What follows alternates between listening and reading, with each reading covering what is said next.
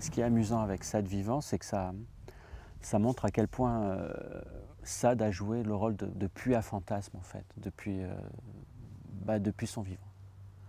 Donc de son vivant, on le prenait pour une sorte de barbe bleue, ou de fou dans sa famille.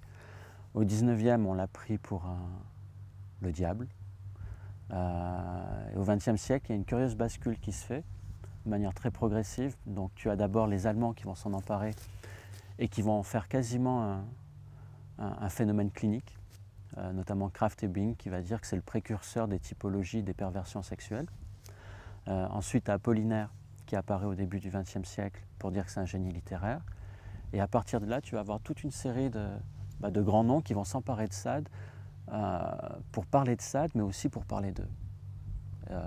Ça va des grands surréalistes comme Maurice Hayne et Lely, mais dans leur foulée, tu vas avoir Klossowski, Bataille, Foucault, et tous ces gens vont avoir leur perception de Sade. Et Sade vivant, la première chose qui rend ce livre un peu monstrueux, c'est qu'il reprend tout ce passé-là pour le décaper, pour le réduire à néant et remettre un Sade vivant.